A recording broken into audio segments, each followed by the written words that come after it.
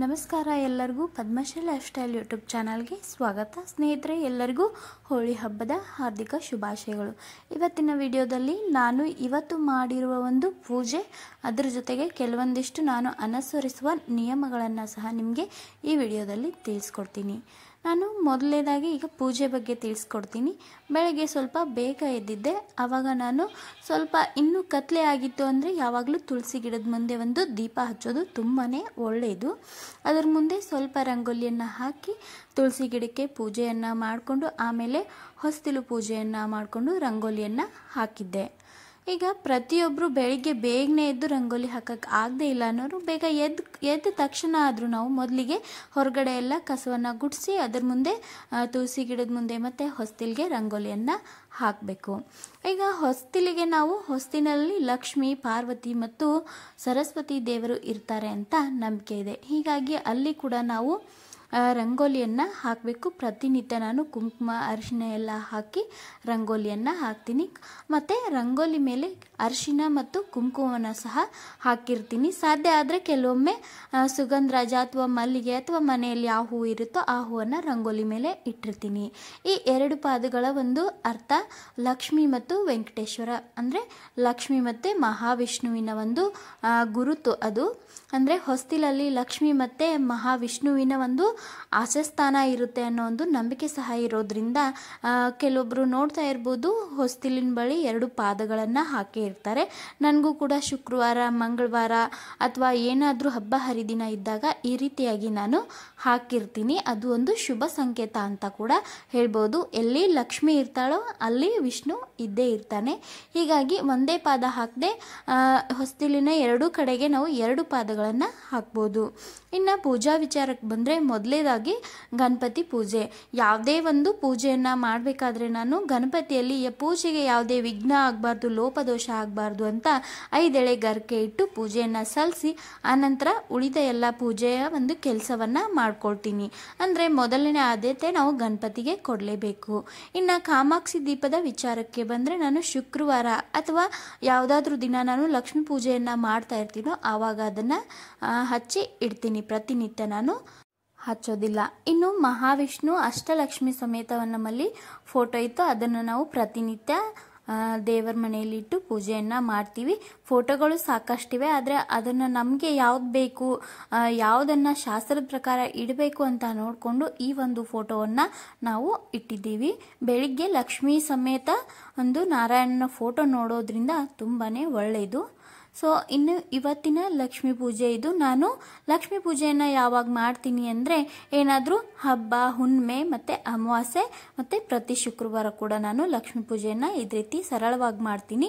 ನೈವೇದ್ಯಕ್ಕೆ ಇದನ್ನೇ ಮಾಡಬೇಕು ಅಂತಿಲ್ಲ. ನಾನು ಕಡಲೆಬೇಳೆ ಮತ್ತು ಅಥವಾ ಕಡಲೆ ಕಾಳು, ಬೆಲ್ಲ ಮತ್ತು ಹಾಲು, ಸಕ್ಕರೆ, ತುಪ್ಪ ಇದನ್ನು ನೈವೇದ್ಯ ಇವತ್ತಿಗೆ ಮಾಡಿದ್ದೆ.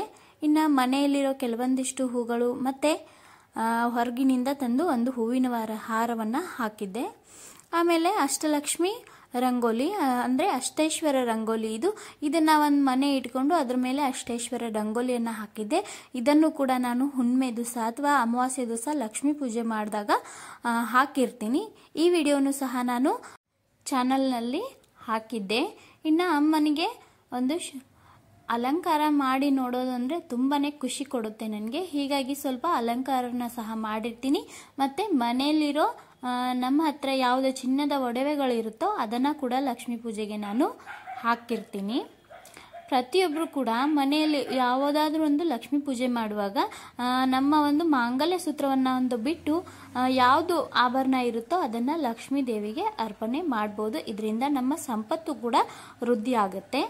ಇನ್ನು ಪೂಜೆ ಎಲ್ಲ ಆದ ನಂತರ ನಾನು ಧೂಪವನ್ನು ಹಾಕೋದನ್ನು ಮರೆಯೋದಿಲ್ಲ. ಇದರಿಂದ ಮನೆಯಲ್ಲಿ ಪಾಸಿಟಿವ್ ಎನರ್ಜಿ ಜಾಸ್ತಿ ಆಗುತ್ತೆ. ಅದಕ್ಕೋಸ್ಕರ ಧೂಪದಲ್ಲಿ ಒಂದು ಕರ್ಪೂರವನ್ನು ಇಟ್ಟು ನಾನು ಧೂಪವನ್ನು ಮನೆಯೆಲ್ಲ ಹಾಕ್ತೀನಿ. ಆನಂತರ ನನಗೆ ಯಾವ ಸ್ತೋತ್ರ ಬರುತ್ತೋ ಆ ಸ್ತೋತ್ರಗಳನ್ನು ಹೇಳ್ಕೊಳ್ತೀನಿ. ನೀವು ಲಕ್ಷ್ಮೀ ಪೂಜೆಯನ್ನು ಮಾಡಿದಾಗ ಲಕ್ಷ್ಮಿಗೆ ಸಂಬಂಧಪಟ್ಟ ಕೆಲವೊಂದಿಷ್ಟು ಸ್ತೋತ್ರಗಳನ್ನು ಹೇಳ್ಕೊಳ್ಬೋದು ಅಥವಾ 108 ನಾಮಗಳನ್ನು ಸಹ ಪಠನೆ ಮಾಡ್ಬೋದು. ನಾನು ಕೂಡ ಅಷ್ಟೇ ಯಾವುದೇ ಸ್ತೋತ್ರವನ್ನು ನಮಗೆ ಯಾವುದು ಭಕ್ತಿ ಇರುತ್ತೋ ಅಥವಾ ನಮ್ಗೆ ಯಾವುದು ಸರಳವಾಗಿ ಬರುತ್ತೋ, ಕಷ್ಟಪಟ್ಟು ಹೇಳಬೇಕಂತಲ್ಲ, ಇಷ್ಟಪಟ್ಟು ಹೇಳ್ಕೊಳ್ಬೋದು.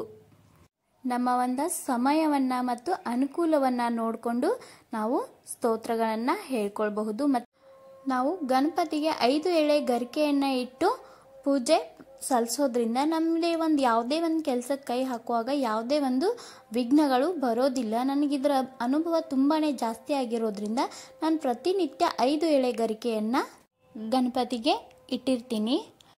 ಇನ್ನು ಚಾನಲ್ನಲ್ಲಿ ನಾನು ಆಗಾಗ ಸ್ತೋತ್ರಗಳನ್ನು ಹಾಕಿರ್ತೀನಿ. ಆ ಸ್ತೋತ್ರಗಳು ನಾನು ಪ್ರತಿನಿತ್ಯ ಒಂದು ಪಠಣೆ ಮಾಡುವಂತಹ ಸ್ತೋತ್ರಗಳು. ಅವುಗಳನ್ನು ನಿತ್ಯ ನಾನು ಪಠಿಸಿ ರೂಢಿಯನ್ನು ಮಾಡ್ಕೊಂಡಿದ್ದೀನಿ. ಅವುಗಳನ್ನು ಹೇಳದೆ ಹೋದರೆ ನನಗೆ ಮನಸ್ಸಿಗೆ ಸಮಾಧಾನನೇ ಇರೋದಿಲ್ಲ.